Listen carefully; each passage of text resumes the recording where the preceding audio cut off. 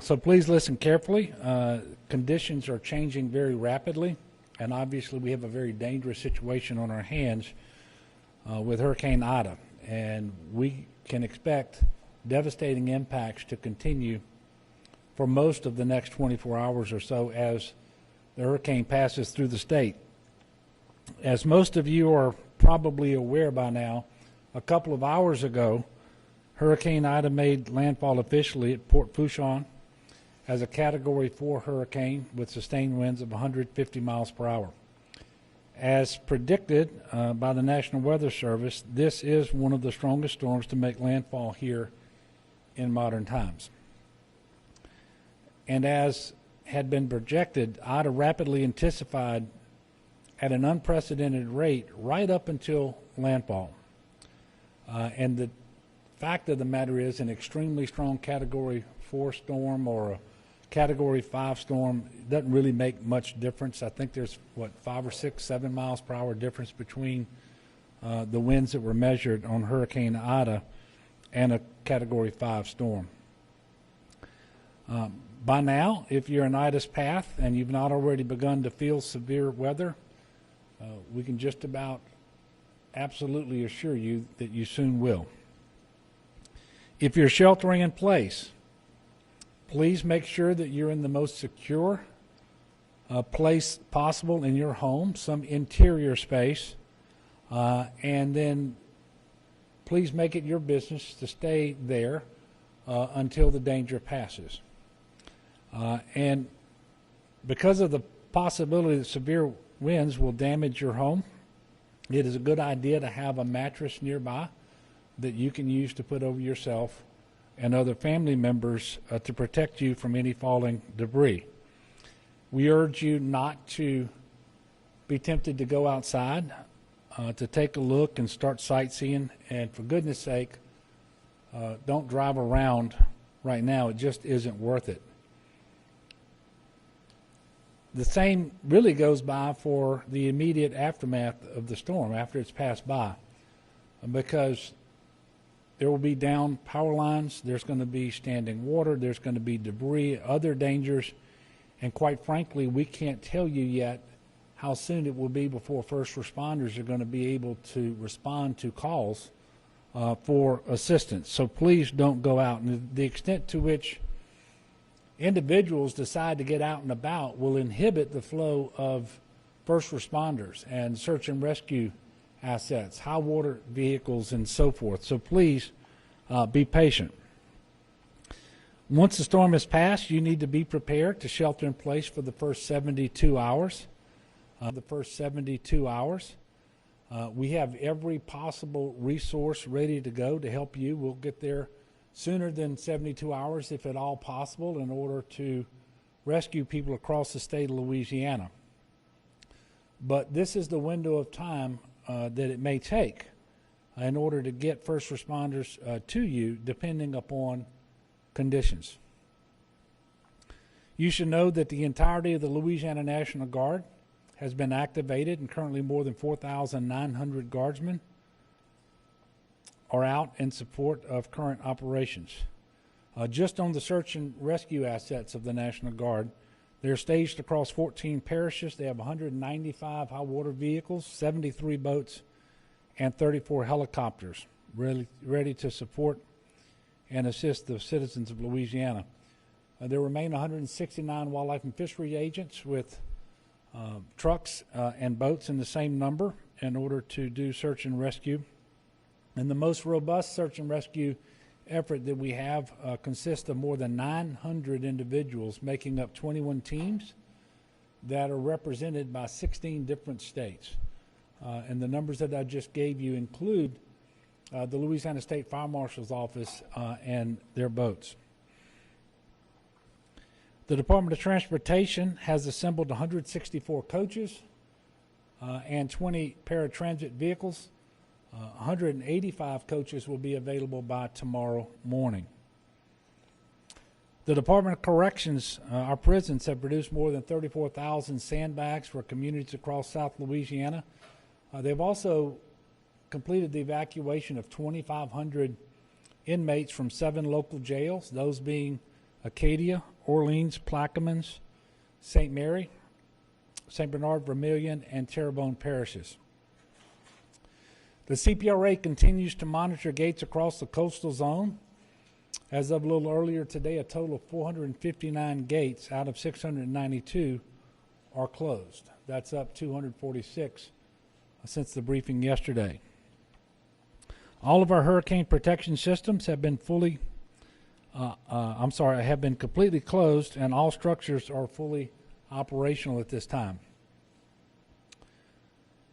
As late as this morning, additional protection measures were being undertaken by levee districts, such as the South Lapouche Levee District.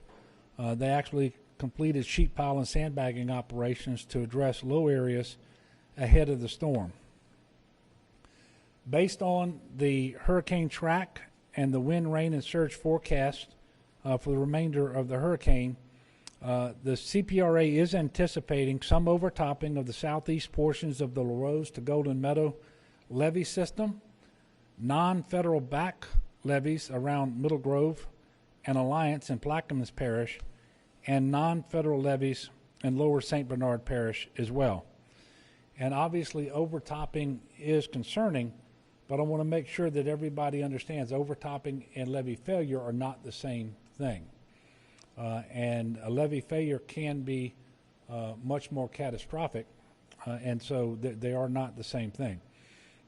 Obviously, we're going to continue to monitor this flood protection system. I can tell you right now, we do not anticipate any overtopping of the Mississippi River levees or overtopping of the levees in the hurricane risk reduction system around the greater New Orleans area. Clearly, you've seen the reports, and up until a short while ago, I was able to look at live video feeds. There are very significant storm surge impacts around Port Fourchon and Grand Isle, as well as in Plaquemines Parish near Point Lahash and Braithwaite. CPRA has pre-staged pumps throughout southeast Louisiana and will deploy flood fighting assets to coastal parishes in need of dewatering as soon as it is safe to do so.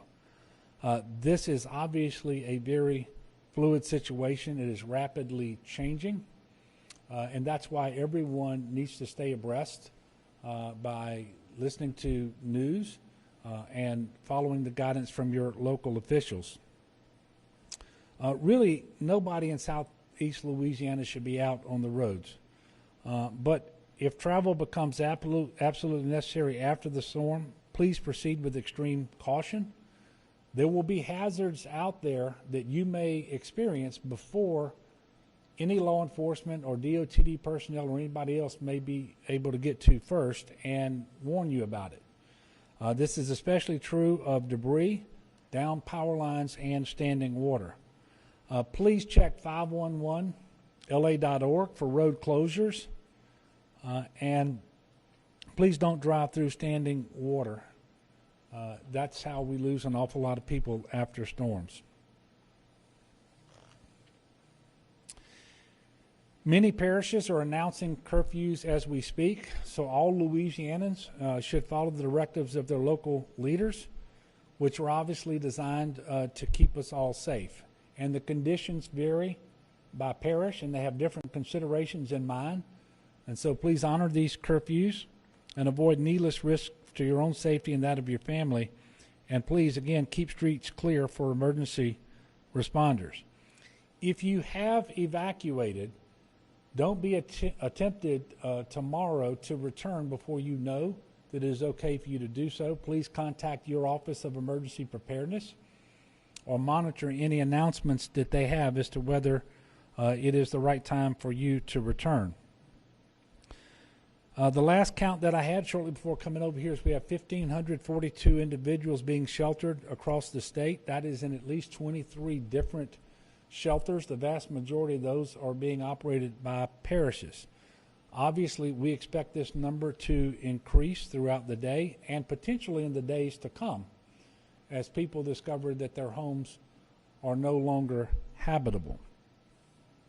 For the latest shelter information, text LA Shelter to 898-211, or you can call 211. Heed the guidance of local officials. Local officials will have the most up-to-date shelter information for a specific area or parish. As we have mentioned several times before, if you lose electricity and you decide to use a generator, it is imperative that you follow the instructions from the manufacturer. Please make sure that generator is well away from your home in a well-ventilated area. It should not be inside, shouldn't be in a garage or a crawl space, under a window or a vent. And on occasion, you'll need to refuel the generator. Please make sure that you allow it to cool off for at least 20 minutes before doing so. In closing, and before I take some questions, there is no doubt that the coming days and weeks are going to be extremely difficult for our state. And many, many people are going to be tested in ways that we can only imagine today. But I can also tell you that as a state, we've never been more prepared. Again, all the models that we've seen from the Army Corps of Engineers and from our own CPRA show that the Hurricane Storm Damage Risk Reduction System will hold and perform as intended. Will it be tested? Yes. But it was built for this moment. I have a tremendous amount of confidence in the team that we've assembled at the state level, all the local officials and first responders and our federal partners. And by the way, I want to thank FEMA Regional Administrator Tony Robinson from coming out of Texas to embed with us here. And I can tell you that a short while ago I had a call with Administrator Criswell of FEMA in Washington, and she is very closely watching what's happening here, coordinating with us, and already has various things en route so that we can employ them just as soon as possible, things like generators and so forth. And so I have a tremendous amount of confidence in our team, all the state and local officials and our federal partners, but I want you to know I also have confidence in the people of Louisiana. They always continue to inspire me with their goodness and their decency and their generosity, and I know that they're going to do everything they can to protect themselves and their families and their neighbors, especially those who may have special needs. Maybe they're elderly, so forth. Please make sure that you check on them and stay safe. And I know it may not seem this way right now for many people out there across our state, but there is always light after darkness, and I can assure you we're going to get through this. And I do invite everyone to offer up a prayer for our state, for the people of our state, that we get through this just as soon as possible and in the best possible shape with the least loss of life. You know, property is replaceable. Lives are not. So that is obviously our first order of priority. So I'm going to stop there and take a few questions, and please feel free to direct your questions to any of the people that we have assembled here. And depending on what you ask me, I may ask them to come up and answer the question anyway. Yes?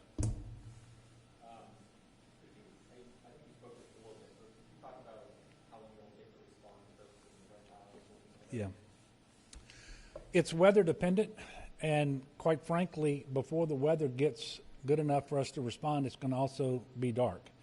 So what I can tell you is our expectation is that we will be ready at first light tomorrow morning to go out to those areas that we know already have received the most damaging impacts from the storm, principally wind and storm surge. You mentioned Grand Isle.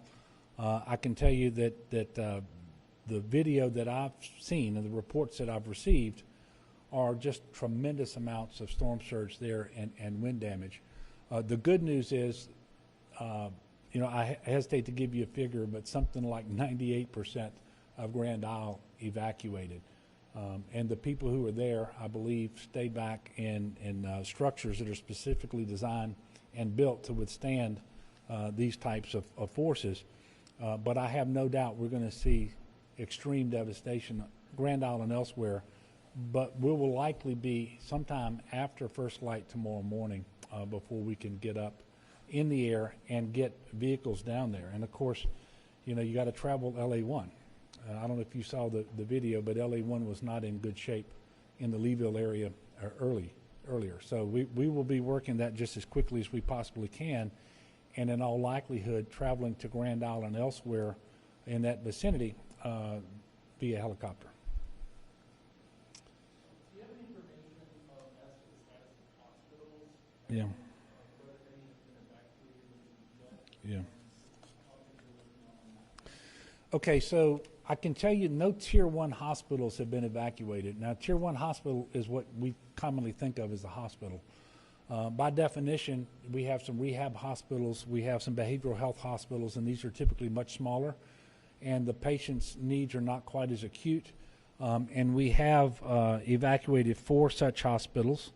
And since I'm on it, I'll tell you we've evacuated 22 nursing homes, 18 assisted living facilities, and 61 intermediate care facilities as well. No hospitals have been evacuated, Tier 1 hospitals, because quite simply put, there's nowhere to bring those individuals. They're in a hospital because they need that setting, and we don't have the capacity elsewhere. I mentioned yesterday that over the previous 11 days or so, we've been able to achieve a 20% reduction in our COVID inpatient census across the state of Louisiana. The good news is almost all of that happened in southeast Louisiana. But there's still 2,450 COVID patients in our hospitals across the state, in addition to all the other patients that remain in our hospitals. And that is a much higher number than we ever experienced in the first 3 surges. And so it's still a very daunting situation. And quite frankly, we're concerned, as we have been for a long time, about staffing. But you know, these storms have an impact on staffing too, in terms of do they have to evacuate with their family for some reason? Does their home remain habitable so that they can live at home and go to work? And so we've got an awful lot of work to do, but we will have no higher priority than to make sure that our hospitals can remain in operation and functional. And that's going to be a challenge because we expect widespread power outage for some time. But we know that they have generators. We know that they have stocked up on fuel and water and food and on pharmaceuticals, things like oxygen and so forth. But quite frankly, we know that the longer the power stays out, the more challenging this is going to be. And the more devastation in an area, the harder it's going to be for them to have the staffing that they need.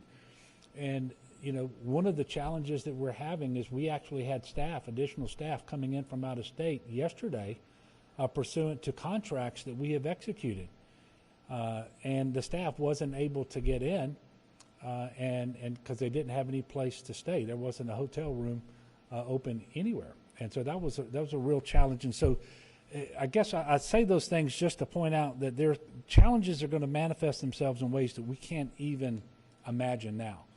But we have a great team here and across the state locally, and we're going to do everything that we can to prepare for every contingency that we can come up with right now.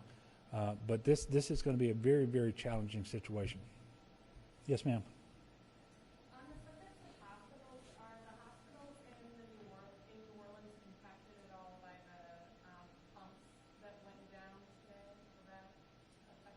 I'm sorry, about the what that went down? Oh, yeah. We have not received any word that any of the hospitals are having any challenges at the moment. And I can tell you, I had a conversation with many of the CEOs of the largest hospitals.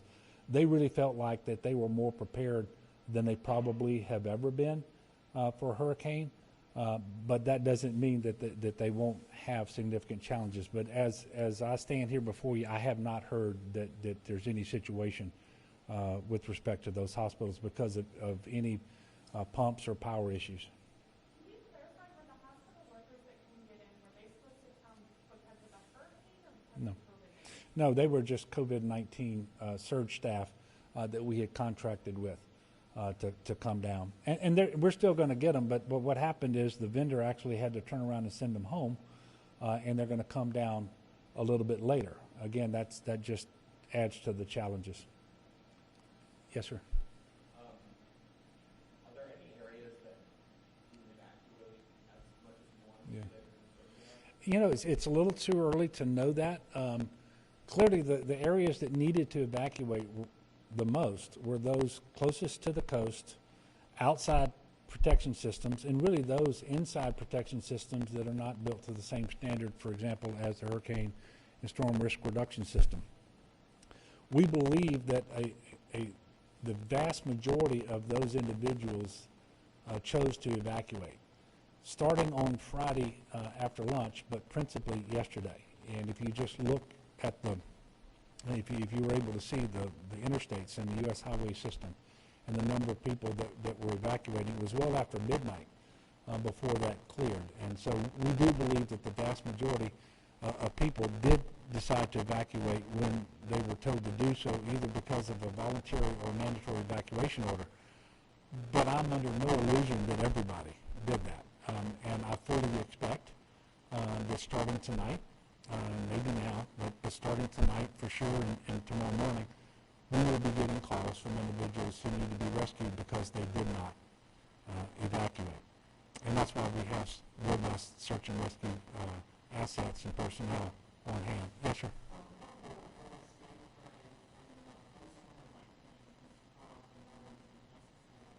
Yeah.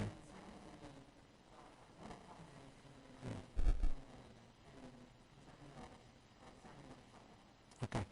So one of the reasons, and the principal reason we have 185 coach buses available by tomorrow, the vast majority of them on hand now, is so that we can move people as needed.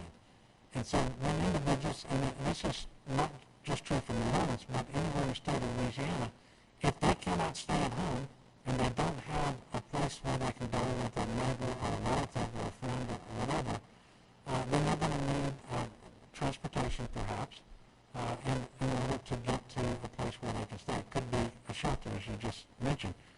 And that's the role of these buses if they don't have the ability to transport themselves. And so we are already coordinating with all of our offices of emergency preparedness, and that includes Orleans Parish, in order to be able to do that. And we have a pretty sophisticated way of doing it, and you know, you figure out which areas, either because of standing water or a lot of destruction because of the wind and so forth, need to be evacuated. And really you get a great feel for that when you start the search and rescue operations. And you move those people to what we call a lily pad. And you can do that from the high water vehicles or from the boats and so forth. From there, you move them by bus, and you're going to move them. We can't identify those places today. I mean, we've got them set up and organized, but where you go to will depend on where you're moving from. And we're going to have these buses available in order to do that. Now, with respect to COVID-19, it presents special challenges at our shelters. And I've mentioned this before. You don't want to conduct sheltering in large open rooms any more than is absolutely necessary because of the transmission of COVID. This is especially true now because 100% of the cases of COVID in Louisiana are attributable to the Delta variant, which is highly transmissible. And we know that. We've been dealing with this variant now for many, many weeks. And so we will do more at the shelters in terms of cleaning. Mask usage is obviously, it's subject to the statewide mask mandate, and it will be strictly enforced. We're going to have more distance between family groups. Now, the challenge there is that greatly reduces the capacity in your shelters. And then we will move to non-congregant sheltering just as quickly as we are able to do so. And principally there, what we're talking about are hotels. Now, that's not quite as easy as it was, and it was never easy before, because hotels have many more people in them today. But right now, we have a lot of individuals who've gone to hotels first. And then hopefully they're going to have homes that they can go home to tomorrow. And if they don't, then we're going to start sheltering them. And those individuals who have to be moved out of their homes, we will start sheltering them as well. We will use congregant sheltering at first, but only to the degree necessary. And we will transition to non-congregant sheltering just as we were able to do so. Yes, sir. Can you explain, for folks who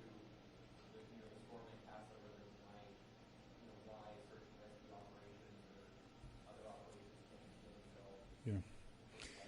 Well, because you have dangerous conditions out there for first responders. You can't operate these vessels these boats, for example, in hurricane conditions. You can't operate these high water vehicles in hurricane conditions.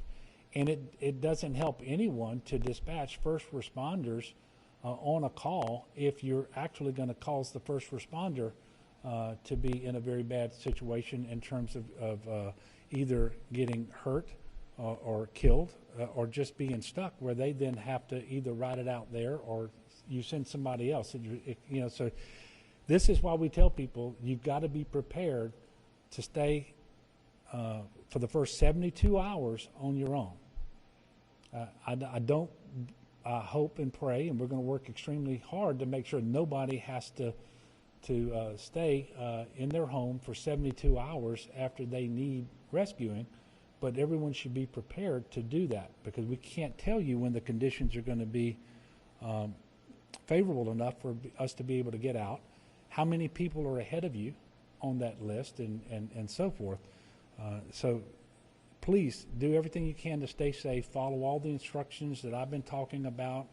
You can look at the Weather Channel and local news, and everybody's putting out the same information. We just need people to do that, and we're going to work as hard as we can to rescue those individuals starting tomorrow. But nobody should be expecting that tonight a first responder is going to be able to answer a call for help. Yes, ma'am. Can you say how much the congregate shelter, you said there's a reduction in the capacity, but can you give a rough idea of how much? And do you guys have a number in terms of contracts you have for hotels and where you might be? Yeah. I don't believe we have a contract for hotels yet. Now, we have been talking to hotels. We know where the vacancies are, and we know which hotels are interested in entering into a contractual relationship with the state.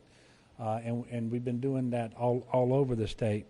As far as shelters, the total capacity of the 23 shelters that are open is 10,322. And as I mentioned, I think there are only about 1,400 people at shelters right now. So there's a good way to go on the existing capacity, but those capacity numbers reflect the diminished capacity because of the distancing requirements of COVID. And we have contingencies in place to very quickly open additional congregant shelters as necessary. So we're going to grow that capacity even more. But no matter what we do, we intend to, as quickly as possible, transition away from congregant sheltering and into non-congregant sheltering. Okay, so one more question. Okay, go ahead. The storm made landfall, it's working its way across South Louisiana. What's your biggest concern or fear right now? Yeah. Well, look, my biggest concern is probably the same as the vast majority of people of Louisiana. Just how destructive is this storm going to be? How many lives are going to be turned upside down because of damage to their homes and their places of business?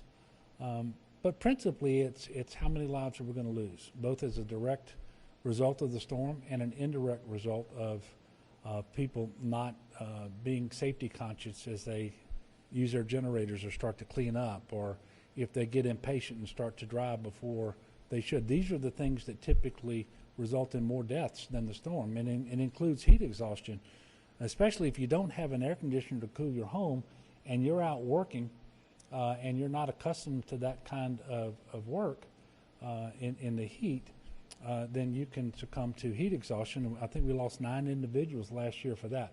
So those are the biggest concerns. They're all about saving lives at this point. And then beyond that, we will start working to deal with property damage and destruction issues as well.